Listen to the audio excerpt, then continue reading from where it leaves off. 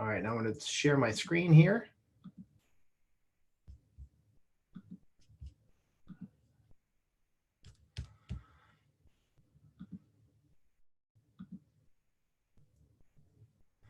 All right, so welcome to Close More Agency Sales. My name is Tim Kilroy. This is going to be an action-packed 60 minutes where we try to get through a big bunch of stuff to help you close more business for your agency. If you have questions, please ask them in the chat. Let's rock and roll. All right, so the first thing we need to talk about are sort of the organizing principles of what we're trying to do here. So the organizing principles of your agency are the 4 W's. Who do you serve? What do you do? What's in it for them? And why you? That fundamentally encapsulates the purpose of your agency and how you go about getting more customers. So you need to understand your market. You understand your place in the market. You need to understand the benefits of what you offer to the market. And you have to be able to explain concisely and succinctly why you are the right solution for this opportunity. Okay, now that's a lot. As a matter of fact, in my coaching, this is like a big chunk of what we talk about, but that's sort of the overarching thing that we want to see. Now, the process of making more agency sales, it's actually really simple. There's nothing complicated about it. It's really quite straight ahead. It's marketing, discovery, proposal, and close. It's just 4 steps. It is not brain surgery. I know it often feels that way, but it isn't. Now, for the people who are listening, there are a big bunch of different kinds of sales structures. There are people who do a 1-call close, people who do a 2-call close, people who are responding to an RFP, people who are in competitive bid situations. It doesn't really matter, frankly, what kind of close that you are trying to do, how you're selling structure doesn't really matter all that much. What really does matter, frankly, is what really does matter is that the elements are all there. Now, actually, I see that someone's got a question here. It's super hard for me to actually answer the question while I'm doing the presentation. So it'll stay there. I will get back to it, I promise. But I can't sort of share the full screen and answer your question at the same time. But basically, the elements are all the same. What happens, however, is you just compress the time in which you deliver them, and we sort of narrow make the depth of the answers a little more shallow. So again, this really is a simple process. It's marketing, discovery, proposal, close. Now, a lot of people, and I know this for a fact, a lot of people feel like selling is this guy. It's finger guns. It's convincing. It's manipulation. It's cheesy. It's high pressure. The best sales are none of that. Actually, hold on. I'm going to get out of here. It seems like we get a lot of questions. Oh, RFP. RFP is request for a proposal. And the question, how do you know if you need to improve my sales or product to get good clients? We'll get to that. All right. So let me know, guys. I'm going to start so I can respond to your questions as they come up. I'm going to share in this fashion. Can you guys still see the screen well enough? Okay, great, cool, awesome. All right. So sales is not manipulation. It is not high pressure. It's not polyester and bad cologne, right? Frankly, it is actually creating a fit between you and the client. Now, for those of you who don't know me, I think most of you do, but this is me. My name's Tim. I've started 3 agencies. I sold 2. I crashed 1 so hard that FEMA had to come in. It was really gross. I've started new divisions inside of large performance agencies. I've been a client-side CMO, which frankly helps me be able to sell this stuff better. I've gone from 0 to 7 figures really fast a couple of times. I've coached startups and retailers and agencies, and I've fundamentally have focused on agencies because agencies are dynamic and they're growing so fast, and frankly, I just love them. And I've got 3 programs. We've got Agency Kickoff, which is for aspiring agencies, those people who are just sort of starting out. We've got Agency Breakout, which are emerging agencies, so those agencies that are sort of figuring out their way to sustainability. And then finally, Agency Inner Circle is for those agencies that are in fact established, can take a punch in the mouth, and want to get better. All right, so that's enough about me. The rest of this is all about you. Okay. So let's start at the very beginning. So marketing. I'm not going to get into the specifics of marketing because, honest to goodness, we don't have time because marketing is an entire thing unto itself. But even for agencies that work primarily on referral, marketing is super important. So referrals are this awesome, fantastic gift that you get, that is the benefit of your reputation and your relationships. It is not something that you can actually rely on. So there's no way you can jump to your referral network and say, hey, I've just hired 2 new people. I need to double my number of referrals this month and every month thereafter. So go ahead and do that, please. That's not possible. In order to be able to close more business, you need to be able to market. So we're going to talk very sort of high level about marketing, but it's really crucially important. And there's only a couple of pieces around marketing. You've got to have a message. What are you saying? You've got to have a market. You have to have a specific target in mind. And then your message and market match has to be meaningful. So if you are out trying to sell something that is inconsequential, you're not going to be able to sell it. So you can only sell meaningful solutions. And that's really important for you to understand, because meaningful solutions are ones that have value and that people are willing to pay for. So just make sure as you are beginning your marketing, and let's talk about marketing in sort of very broad strokes. So marketing is actually anything that happens before a customer pays you. And then there's a different kind of marketing that happens after a customer pays you. But throughout your marketing process, you have to make sure that your message and your market are meaningful, that there's a good, healthy match there. And you can do this through Facebook advertising, through LinkedIn advertising, through print advertising, through direct mail, through cold calls. So really there are an innumerable number of channels that you can attack. However, you really need to make sure that you've got the right message that's tailored to the market, and you're talking about a meaningful problem. And when it gets right down to it, your marketing should be the essentials of what you offer.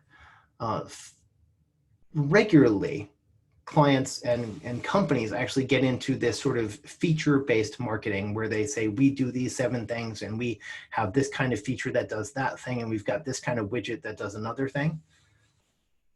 That's not terribly effective when you're marketing a service industry, service business like marketing.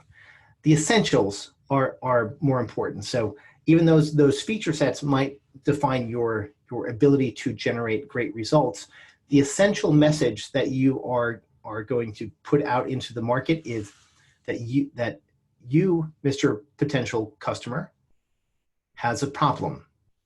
And I, your potential solution provider, has a solution. And that is essentially, that is fundamentally what we're trying to do in marketing, because this marketing message, this pre-sales engagement message, actually sets up the rest of what you say. So you should not push yourself too deep into details here in the marketing, simply because what you're trying to do is get your customer, your potential client, to come to you with an open mind. And if you are all features all the time, what happens is you become less essential. You become a collection of features rather than a solution set. And that's really incredibly important throughout this process. So remember that you are not marketing or selling the bits and pieces of what you do. You are marketing and selling the results of the bits and pieces of what you do. So you're not selling on technique or technology, you're selling on results. And so that has to come through in your marketing. Now, the goal of marketing, what we're really after, is this: a customer, a client who wants to meet you, and there's promise and potential in the relationship. And right now, at this very moment, when the customer chooses to engage with your marketing, everything is perfect because they understand the promise and potential. They understand that you could solve their problem. And for you, they're also full of promise and potential because they could be the biggest customer that you've ever had. So at this moment, post-marketing, so when you step from marketing to engagement, this is what we're after. Everybody is full of promise and potential and everything is perfect. If you are getting customers that are not full of promise and potential, or if you're getting leads that are full of trepidation and fear, then we've got a front-end marketing problem because you have not effectively presented that you are a credible solution to a meaningful problem. This is also true of referrals. When you get referred, you're borrowing someone else's credibility, but in that very moment, if that referral is coming to you with some trepidation or fear, and without the full promise and potential where everything is perfect, then you have got a confused message from your referral partner. So make sure that in this moment, the first engagement moment, that you are aware on both sides that there's promise, potential, and everything really should seem perfect. And pay attention to that if it is not. Okay, so we have got someone to engage. They have agreed to a meeting, and that's generally what happens. So if you're doing a lead magnet or if you're doing a lead form, you are then sending out some sort of direct request saying, hey, I see that you downloaded our lead magnet or you've requested a meeting. Let's get together and see if there's an opportunity to work together, if there's an opportunity for us to make your lives better, right? And that's what we're doing. There's 1,000 ways to do that particular part, but it really makes much more sense to not solicit information from the client or too much information from the potential client because you don't want to ruin this moment of perfect. What you do want to do is get them to move from this state of perfection into a state of engagement, which is where they have asked to meet with you or have agreed to meet with you. And there are all kinds of ways to do that, but they all boil down to the same thing, which is you engage with us because you have an issue. We might have a solution. It's incumbent on both of us to explore whether or not we actually have that. So you're not trying to sell in that first meeting or in that first engagement. I mean, if you might be, but the idea is to get from the perception of promise and potential to actually uncovering if there's promise and potential there. And we uncover promise and potential in the discovery phase. Now, the discovery phase is actually where you make the sale, believe it or not. I know that sounds funny, but by understanding the customer, the prospect really well, and by understanding their particular pains and pleasures, it is from this point where you can actually create a solution that is tailor-made to them so that they will be able to hire you. And this is such, I mean, I cannot overstate how important the discovery phase is. Now, what we're going to jump into here is a little bit of buyer psychology. So buyers buy when you solve a meaningful problem faster, cheaper, and better than they could possibly do themselves. Right? I'm going to say that again because it's really important. you are able to solve a meaningful problem faster, cheaper, or better than they could by themselves. So with enough time and enough money, anybody could solve the problems that you solve currently, right? That is true. That's a fact. Any company could solve the problems that you solve with enough time and money. However, they don't want to spend the time and money, so you are faster, cheaper, and better than they are today. And that is what you need to uncover during the discovery process, is what is their meaningful problem that they need solved. For most of you, for most of your clients, it will be three things. It will be leads, revenue, or profit, right? Doesn't matter what, what their meaningful problem is. Your job is to construct yourselves and your discussion in a way that you are faster, cheaper, and better than they are. By cheaper, by the way, does not mean inexpensive. Cheaper means that they would not have to invest decades worth of learning and understanding and staff to solve a problem immediately. In any respect, you are going to be cheaper, even if you are charging at the very top of the market. You're going to be cheaper than them solving it themselves. Now, the other issue is customers buy when the value of your solution is worth more than the value of their money, because in their bank account. So, and I know that's silly to sort of think about that somehow, that, since you're asking for money, that you're worth more than money. That's what we're saying here, is that money is a tool to solve problems. Now, often the problems that we are solving is a problem of more money, but money is a tool to solve that. And so if you are faster, cheaper, and better than the client, then they will part with their money because you will give them a faster, better, cheaper solution, right? And that's really simple. That is when your value actually exceeds the value of them holding on to that money. I know that's kind of ephemeral or obvious, but it's totally true. So when you are creating your solutions and having these discussions with your clients, you actually must continually, regularly show your value. And Luca, to answer your question, how do you know if you need to make your product better to get the good clients? This is how you know. Can you create a solution that is worth more than their money? It's really simple. If the answer is yes, then your product is fine. If the answer is no, then you need to improve your product or service. All right. Now, when you run a sales call, it's really simple. And actually I have a complete training on this, but running a sales call is so deliciously simple. It is command, discovery, solution, value proposition. So let's talk about the first two parts of this.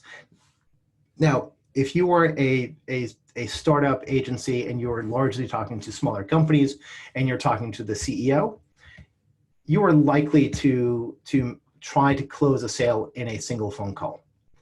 As you scale up and you're talking to larger companies, it is likely that this is going to be a group decision, or at least a group consideration. So you're not closing any single phone call.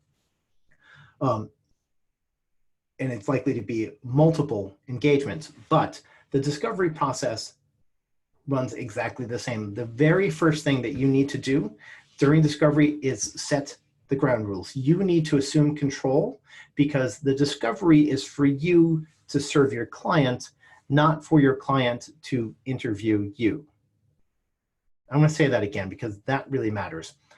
Discovery is about you extracting information from the client, not the client interviewing you, okay? So discovery is all about you being able to get the pieces you need to construct a solution that matters. And really, here it is. You set your control saying, hey, so excited that you are here, really glad to talk to you. You build a little bit of rapport, Rapport doesn't really matter that much, but a little bit's okay. I don't want you to spend hours and hours talking about your kids or the New York Football Giants or anything else. Really just like, hey, how you doing? This is what we're going to do today. And what you're going to do today is this. You need to get a set of questions that are relevant to your client or your prospect about where they are today. How's business? Is it growing? Is it shrinking? You know, are you growing as quickly as you expected? Are you on plan? Are you off plan? And essentially what you try to do is to create a series of questions that are open-ended so that you can actually define what their issues are. So this is a little bit like therapy. You have to listen and respond. And so the idea is that you're trying to figure out, you know, what are the metrics around their business? What are their sales? You know, how many leads do they get? What are the KPIs that they look at? And so those are sort of the framing issues around discovery. But what really matters, frankly, is what hurts. What is the issue that they're having? Why are they on the phone with you today? Now, almost always, it's going to be more sales or more leads, right? Sometimes it's, you know, our current solution costs too much or we need to become more efficient. But often, almost always, it's more sales, more leads. That's the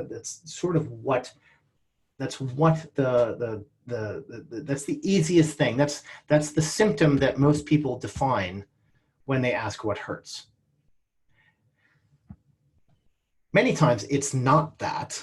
Many times it's much more complicated than that, but you need to get them to tell you what hurts. You need to mirror back to them what hurts. And so if they say, like, you know, our sales are not where we expect them to be, you need to say, okay, so what I understand you saying is, you know, your marketing right now is not driving enough sales. And they'll say yes. And that act of parroting back or showing that you understand actually helps you build credibility and connection with the customer. So your real rapport comes not in the fact that you both happen to like soccer. Your real rapport comes in the fact that you understand their problems and can speak to their issues. That is where you build rapport and credibility. All of the other stuff is social niceties. Now, your biggest job in the discovery process is to get them to quantify the pain. Now, what do I mean by that? Quantify the pain means they have a problem. You need to ask them, you need to help them show you exactly the amplitude that it hurts. So if they're not getting enough leads, you need to ask them, so how many leads are you getting now? How many do you need? And so that you have then sort of quantified the deficit, you've quantified the pain. So if you've then asked them, you know, so you're not getting enough sales, you know, where are you? Where do you need to be? And they're going to say, well, you know, we did $36,000 last month, but our plan was $71,000. So then all of a sudden you can say, okay, great. I know that I've got a $35,000 problem. And if I stretch that over the year, I've got almost a $500,000 problem that I can solve for this customer. Bingo. You have quantified your opportunity in their benefit. So if you can get them to quantify their pain, you can then quantify your opportunity. Does that make sense? Please, because that is really crucial. And this, by the way, is not based on your projections. This is based on their understanding of their pain, because they're not going to trust your projections because you're selling. Now, once they have quantified the pain for you, then you move to talking about the future state. So, you know, you could ask them very explicitly, you know, saying, you know, we did $36,000. Oh, okay. Leslie, great question. So Leslie has asked, it makes sense that we need to quantify the pain, and you're not clear how to quantify it if they can't. Well, then you have to be the doctor here, right? So you know, you go to the doctor and say, oh, my elbow hurts. And the doctor's going to ask you a bunch of questions. You know, did you bang it? Did you fall? Did this happen? And what's going to happen if they can't quantify it? You're going to be able to unpack some part of it. No, and by the way, so do not work up a model for them. This is and Leslie just asked, should they work up a model? So do not work up a model, because you've just met them. You are just getting a sense of them. So this is your first or maybe second discussion. So you're getting them to quantify the pain. So there's a reason why they're talking to you. And it's your job in the discovery process to figure out what that is.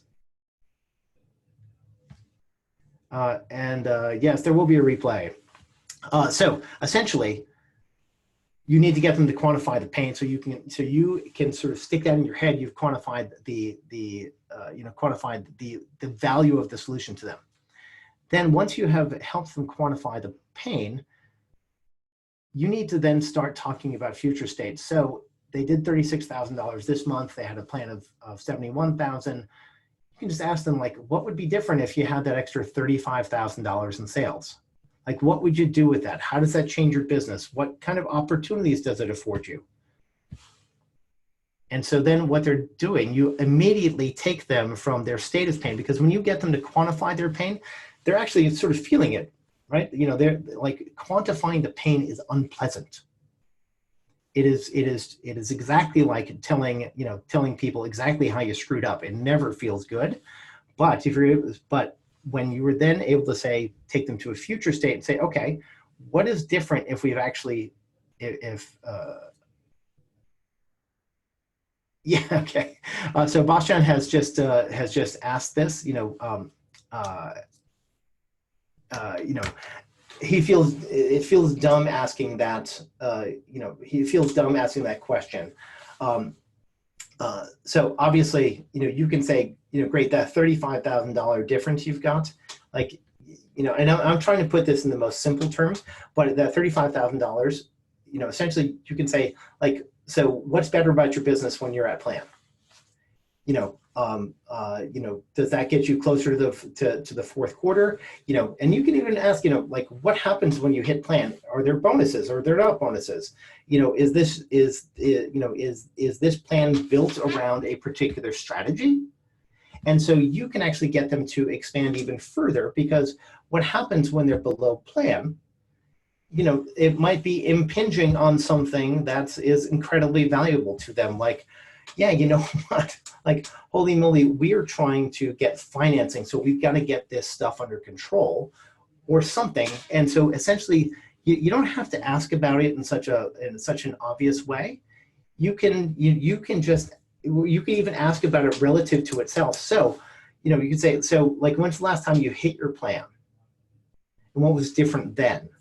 And so you can get them to talk about all kinds of different ways. You don't have to be quite so literal. And this is where your ability to listen and react comes in, because if they were able to quantify the $35,000 deficit, great. You already have most of what you know.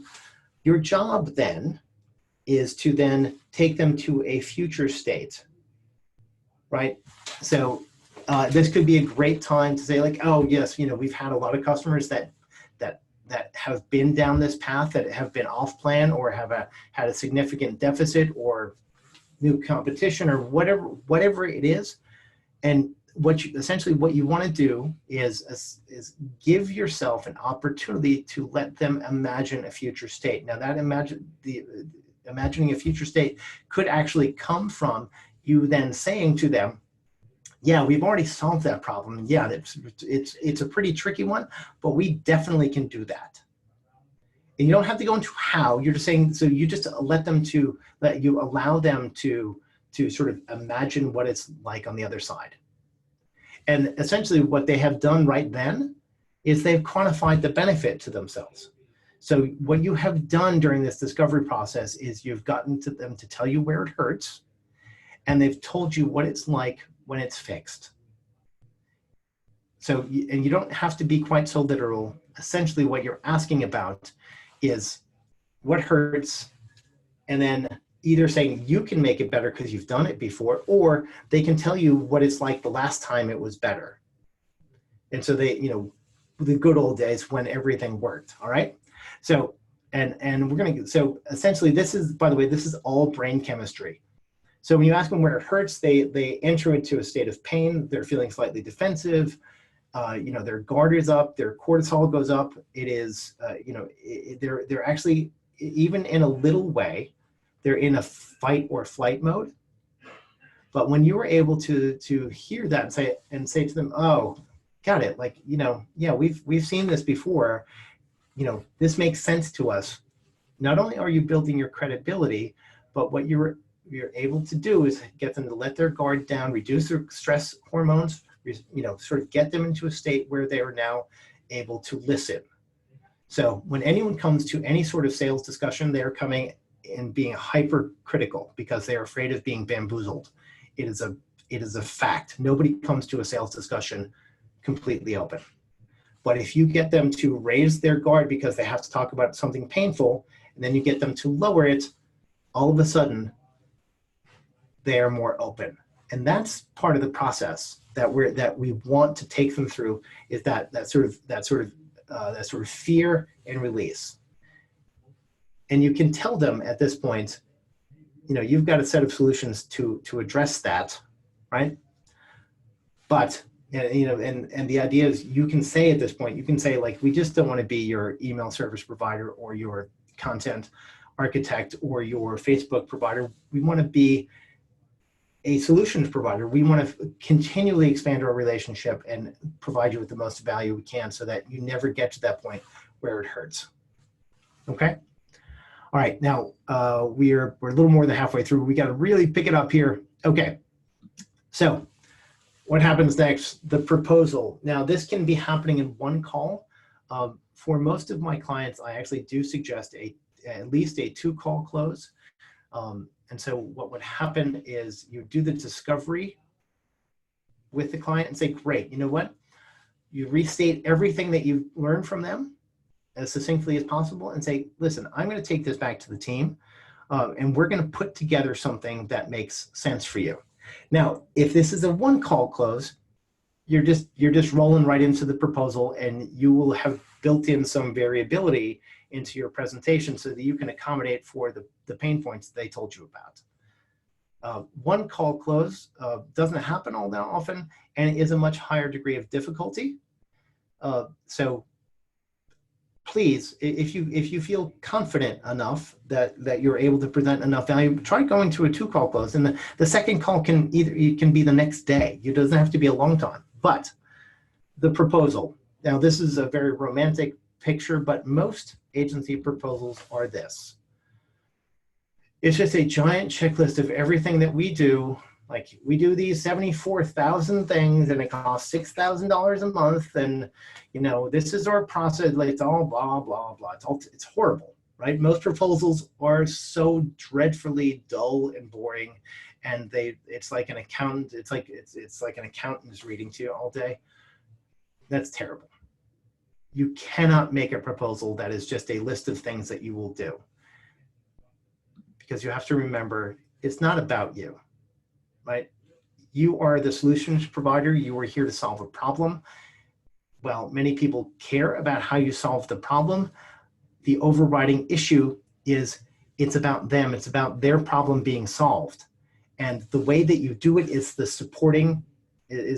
support mechanism, but your proposal is to solve their problem, not to do the stuff that you do. Does that make sense?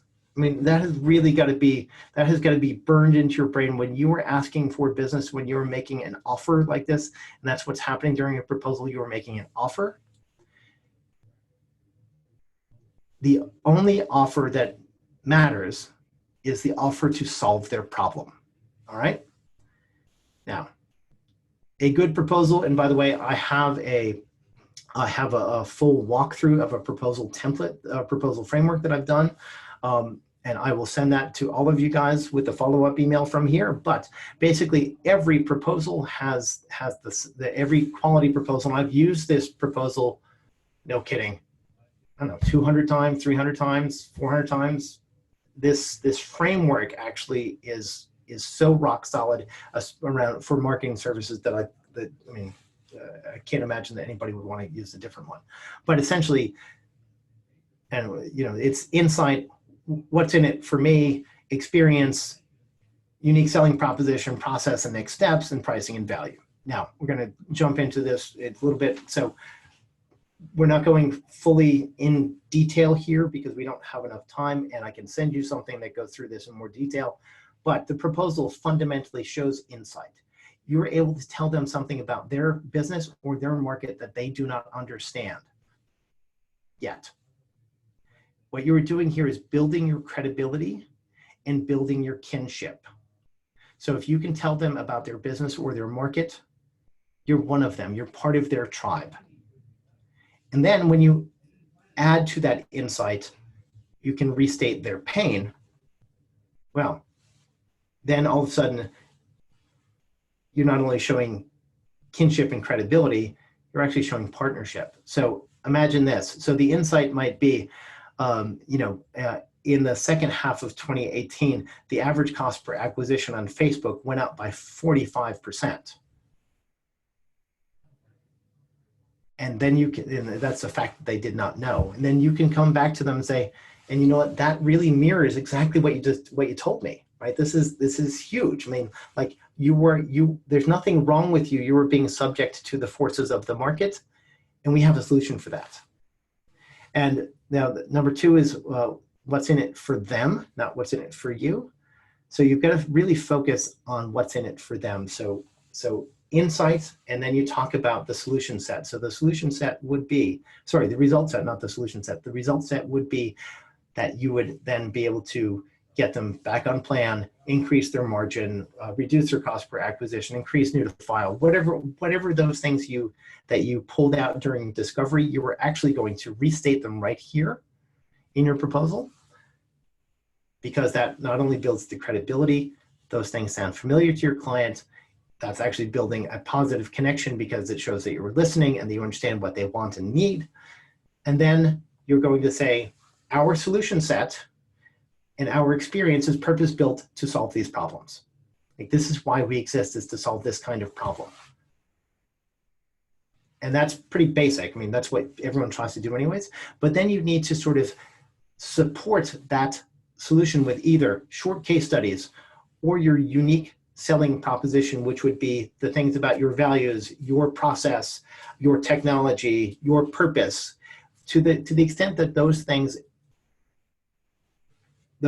support the experiential credibility and support your ability to actually provide the solution that you're talking about. This is really crucial that you actually construct this very carefully around the problems that you're promising to solve. Okay, this is really, really crucial, because it doesn't matter if the customer is looking for new to file customers and you only have a retention solution, well, then you can't satisfy number three, and so you shouldn't be making the proposal in the first place. But if you do have a solution, you need to say, this is why our solution works, because we have this process, we have these customers that have that experience, we have this training that does it, we have this technology that does it, we have these values that align perfectly with yours that allow us to solve this solution. But this number four, many clients actually bring this right up front and they talk about why they are better. Well, that doesn't fucking matter right now, because nobody cares that you're better, because they just care about getting their problem solved. So your unique selling proposition is a supporting player. It adds credibility and strength to your argument that you're purpose-built to solve this, but is not the primary thing, because it's about them, not you.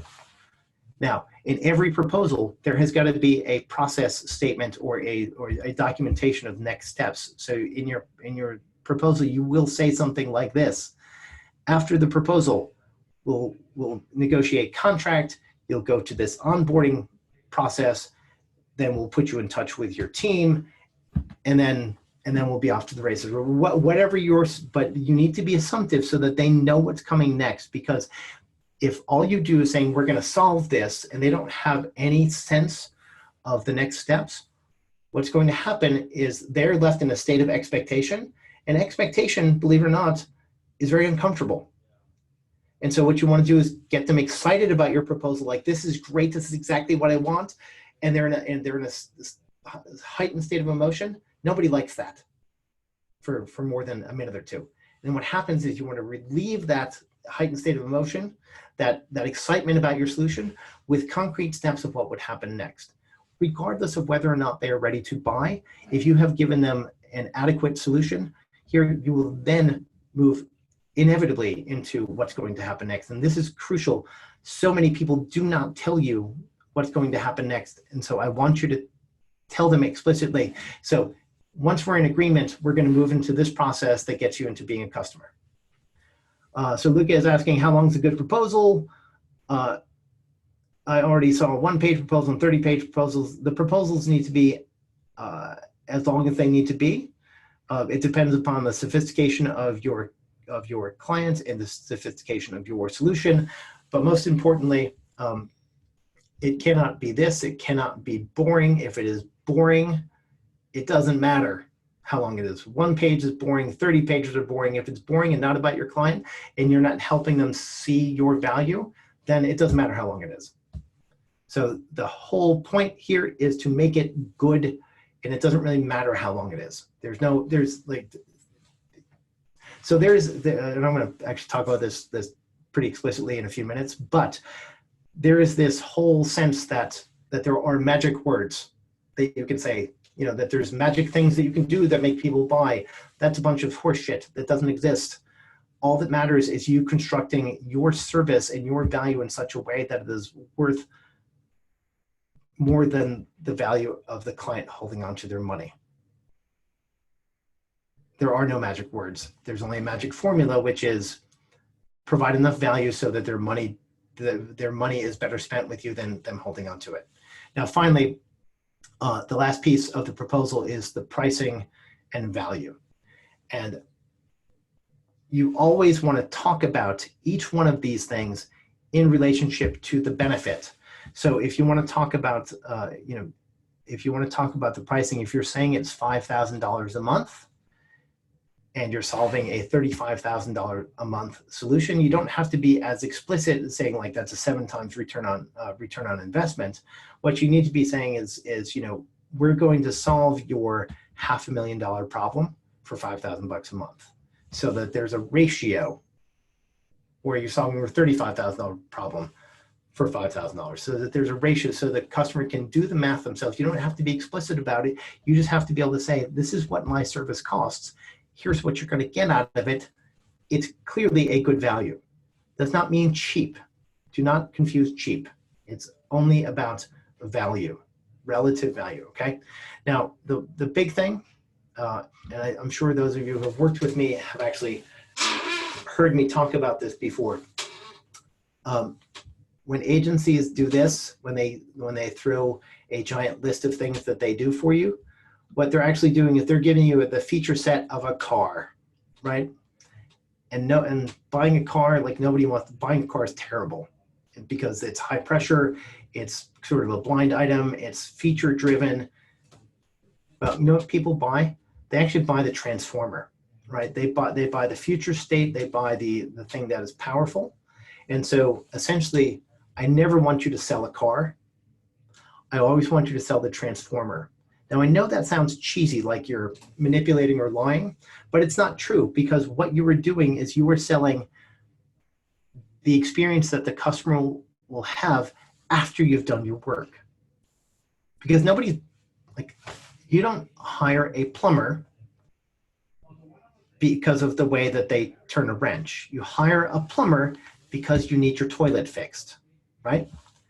So people only buy solutions. They don't buy process. They don't buy features. Features are selling cars. Selling results is selling transformers. Does that make sense? This has got to be really, really clear in your mind as you were selling every time. You were not selling the things that you do. You were selling the result set of them. So you're not selling the car, you're selling the transformer, okay? All right, now, here are some basic proposal rules. Everyone has got to follow these. If you don't follow these, you're not going to land many proposals. So you cannot create a proposal without discovery. If you talk to someone, get interested in someone and say, send me a proposal, they're not serious and you can't do it. So don't. So never send a proposal without a discussion of what the client needs and what your solution is. Never, ever, ever. Also, never send a proposal without an opportunity to walk through it. Never throw a proposal in email without having a prearranged time to discuss it. Just shouldn't ever be. Because if you just throw a proposal over via email, what happens is you end up with sort of an acontextual thing, right? Something that you're making suggestions and promises and result sets that are out of context for the client, and they don't have a way, they don't have your editorial around it. And that's what they're buying, is your ability to contextualize these things for them. Additionally, the proposal should never have any surprises in it. If you were talking to your clients about email, do not then throw in Facebook ad. If you're talking to your client about solving a $35,000 problem, do not then say, you know, what you have really is $1 million problem, and that's what I'm going to solve. The proposal cannot have any surprises in it. And in fact, if you're doing a 2-call close, and we'll talk about this in just a second, you know, you should be sort of telegraphing where you're going to end up with your pricing as well. Also, if they ask for the sales, so Boss John's asking if they ask for the sales presentation after the call, do you demand that they schedule the next call before sending the presentation, or you can send it and then ask them to schedule the call in the same email? So what I do, I always say, listen, I'm a little ADD, so if we don't schedule this right now, it's going to fall off my plate. So let's take a breath here, schedule that next meeting right this second, and then I'll send it over. And then if they push off on that, say, listen, you know, I can send this, and then you can just be honest, like, I can send this over to you, but I'm not going to, because honestly, we need to talk about it. Though if you've already walked them through the proposal, then it's okay to send it. Of course, it's okay. But if they're just saying, send me the proposal without a time that you can walk them through it, just say, I don't do that, because it never works out the right way, because this is complicated and I need to do the right thing for you. And that's essentially what you need to do. There's no super magic there. You can just be completely transparent. Like I stopped sending proposals over because they just don't work. Now, the other thing is you need to ask permission to pitch. So during your discovery, if you're talking about email, if you've got another solution that you want to pitch, you actually need to be able to send it to them. You need to be able to tell them that you're going to ask about that right then.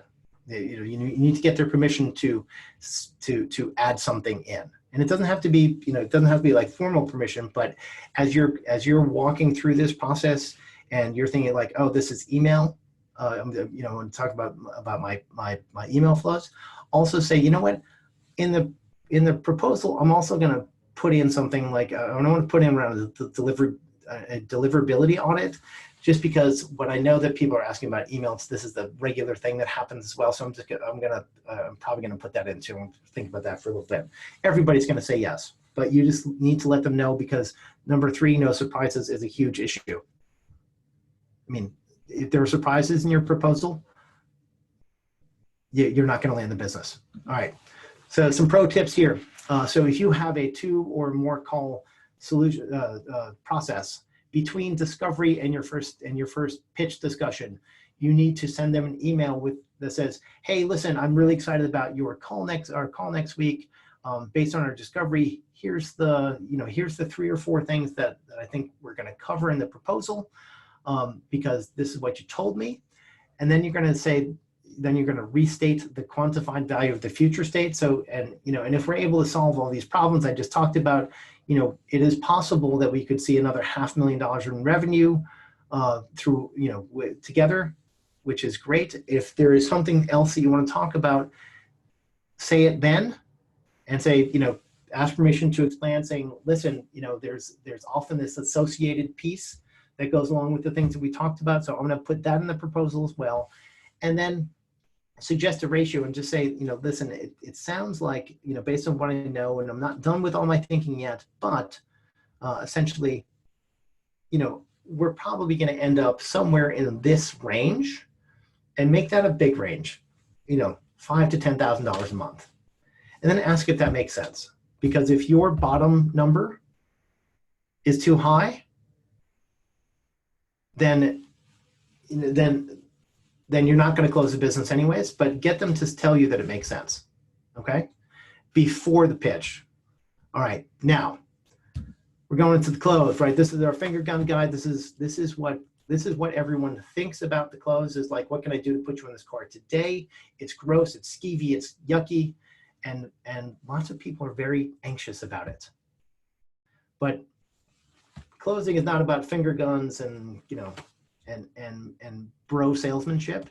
It's this. It's reaching out a hand.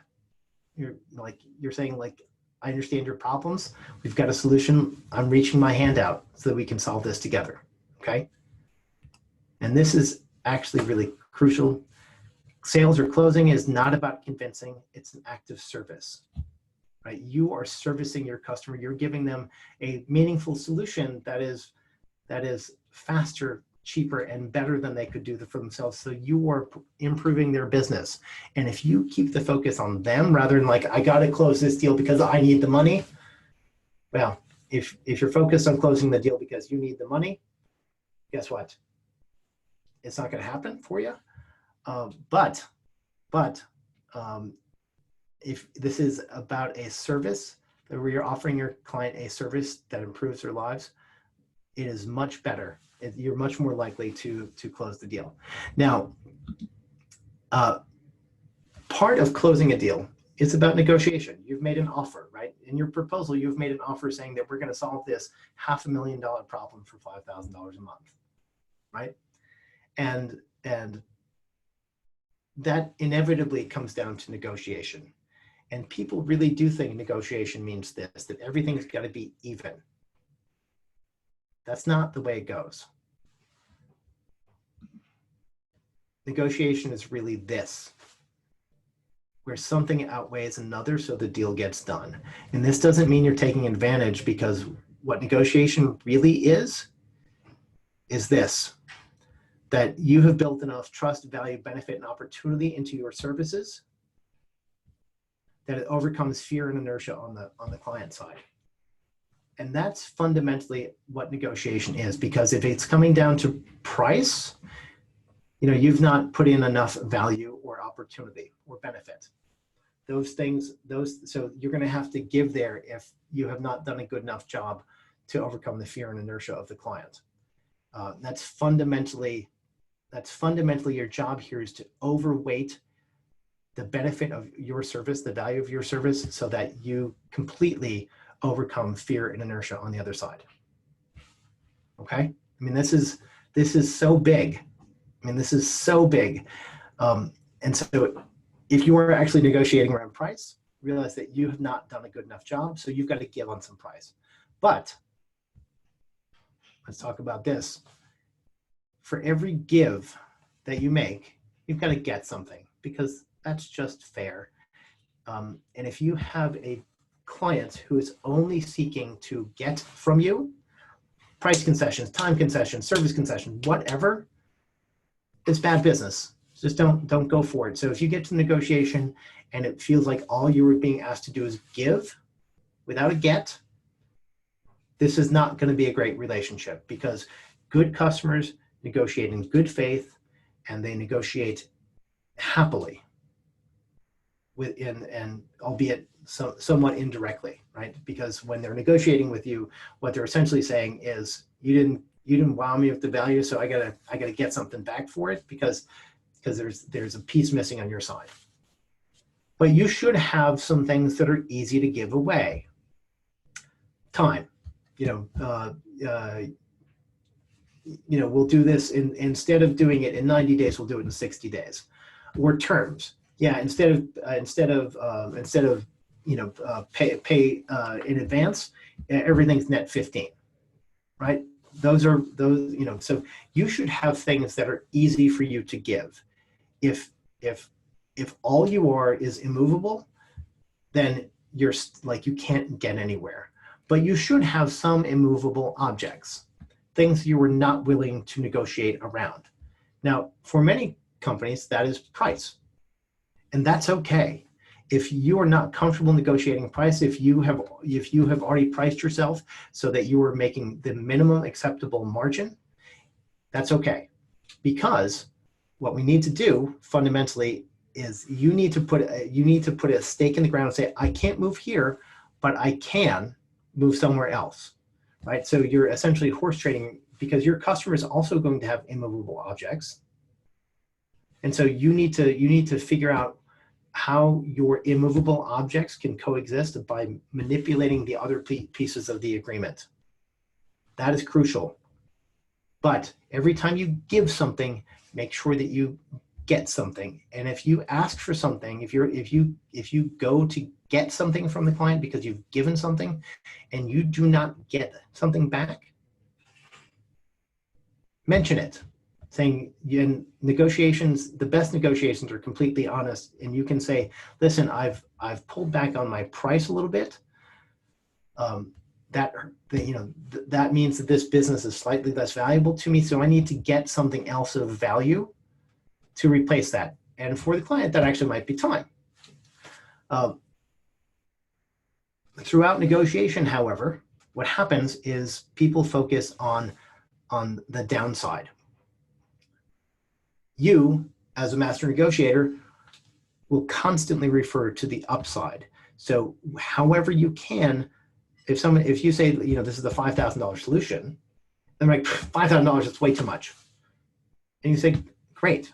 So, if we're asking you to spend $5,000 to solve this $35,000 problem, if we're spending $3,500, maybe the efficacy of the solution is only $22,000. That's different than what you asked for, right? So you need to be focused specifically on the value that you have both already agreed to, that you've already been through. Because what happens here is people get stuck on the downside, and nobody remembers to talk about the upside. What they get out of this negotiation is a solution. Now, value is also in the eye of the recipient. So it does not matter if you say, oh my goodness, title tags are so important because they are hard to make and they have incredible efficacy through organic search. If you have not done a good job of letting the customer understand how valuable they are, they're not going to value it. So you have to understand those things that the other side deems to be valuable, so that you can overload them with things that they think are valuable that may not be valuable to you. So, for instance, something that I've done with my customers in the past is upfront payments. So when I was running an agency, I often put in a setup fee. And the setup fee, people sort of railed against, like, setup fee doesn't matter. But what I was looking at setup fee as is a way to sort of knowing that the work in every marketing services engagement is front loaded. I was looking at setup fee as a way to sort of help me with near-term cash flow and control my costs without increasing the monthly obligation of the client. Now, a lot of clients pushed against that, so I would then say, well, great, then I'll refund you that money. If after 6 months, I'll refund you half that money, and in month 13, I'll refund you the rest, right? And so that sort of helped my cash flow because that was something that I could get. But the real give here was the fact that the client felt they heard the word refund, and so they felt like they were getting something. And even though it meant I was just basically borrowing money from the client, but I was borrowing it in my terms, and that helped me. So that was hugely valuable to me, and the concept of refund was hugely valuable to the customer. So we both got what we wanted. Now, as you're going through this process, is you're giving and you're getting, and your offer is changing. So before you get to the end, just make sure that you sort of say, okay, we started here and we ended it here. I've made this concession, you've made that accommodation, and now we have hit this agreement. Let's make sure that that offer, like this offer that we have just negotiated towards, actually satisfies everything and we can get to where we want to go. And if you've got all the way through number 6, right, and you're making this offer prime, you know, your second version of the offer, well then, holy moly, you know, then you should be sure of it, but you want to restate it just so that everybody is confident that, you know, you have not gone through a negotiation that has changed the deal so much that the goals are impossible to reach.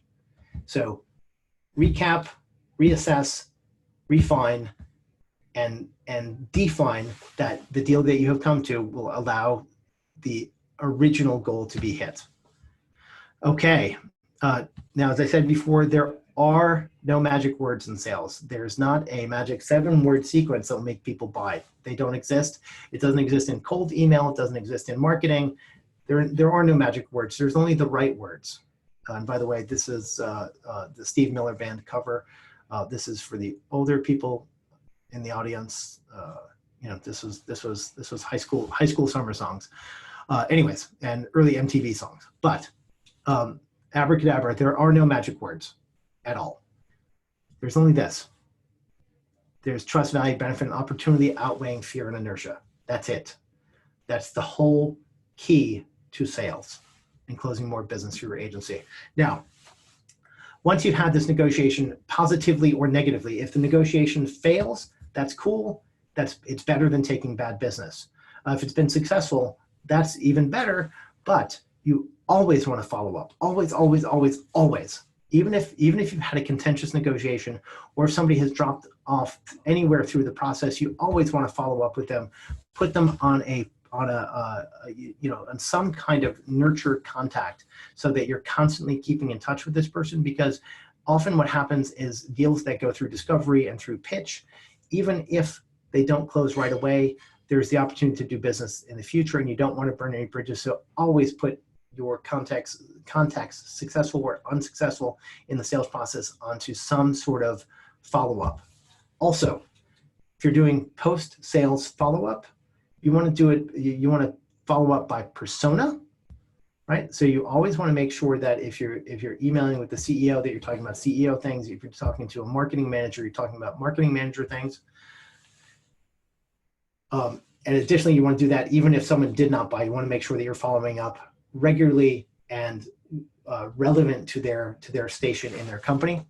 And you always want to be restating the ratio in some respect or another, saying that, you know, that your company has solutions that provide extraordinary value because you've already been able to show them this. Even if they didn't buy it, you want to sort of continue to sort of restate the ratio, saying that, you know, we have solutions that provide high value. You don't have to say, like, we've got $5,000 solutions that provide $35,000 worth of value, but you want to constantly be reiterating the fact that even outside of what you've just talked about or contracted for or pitched, you've got other solutions that also provide dramatic value. And by the way, when the time is right, you'd like the opportunity to talk to them about. So if you have pitched someone and it did not go well and you did not close the business, do not immediately go pitch them on someone else. Follow up, be consistent, let them, you know, remind them that you exist, check in to see how they're doing, and then offer additional value. If you've just landed a customer, get them onboarded, get them going, get them some quick wins, then add additional value. Whew, all right. So thank you guys. Your time and attention is extraordinarily valuable. I appreciate it so much. Now I'm gonna see what we can do here. I cannot, I don't actually know how to, maybe do this way. Oh, maybe I can unmute. I'm going to unmute everybody.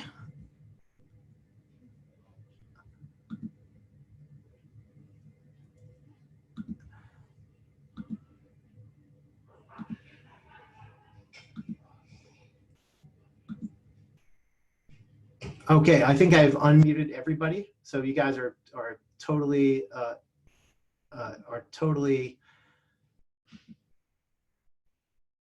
we are now 100% open for questions.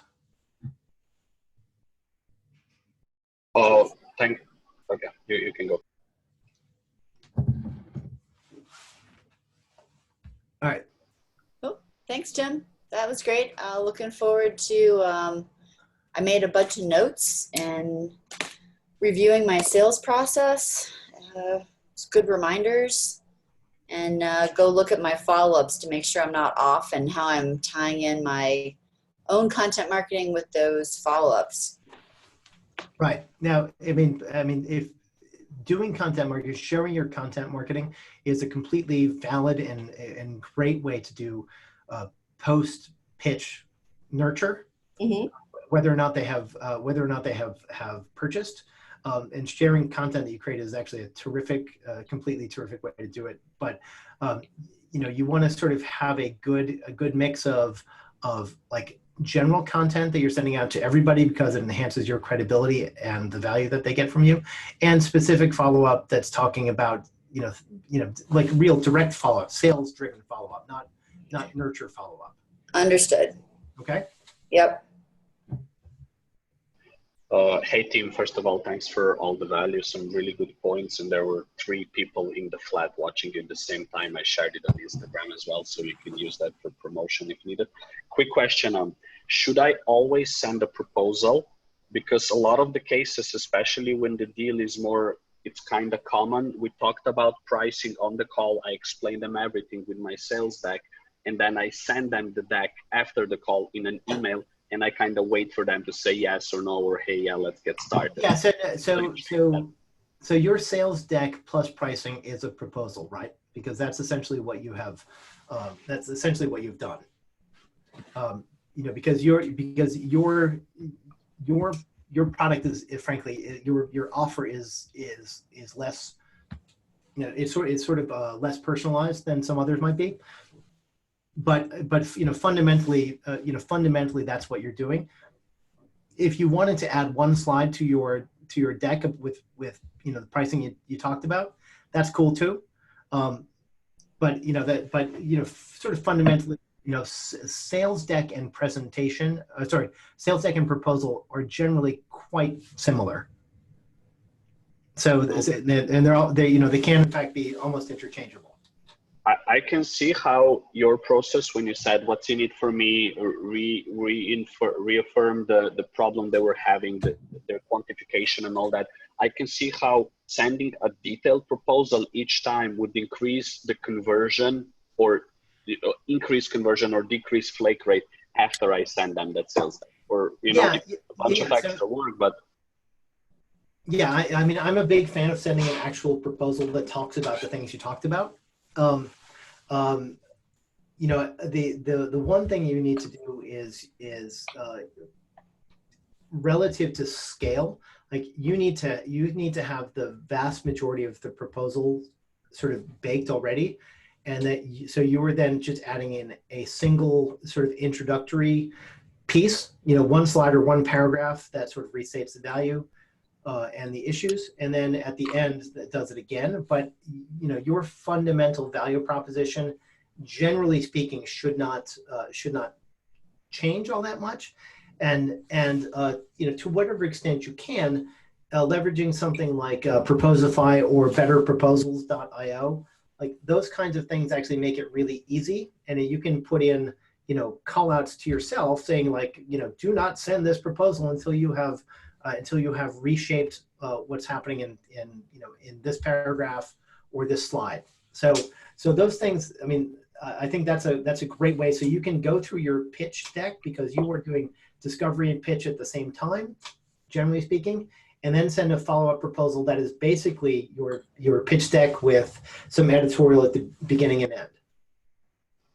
I think that's perfect, and I can get the marketing intern or the guy who's learning sales to do that, and then it's perfect. That's great. Thank you very much. Great. Okay. All right, we got 2 minutes left. Speak up now or forever hold your peace.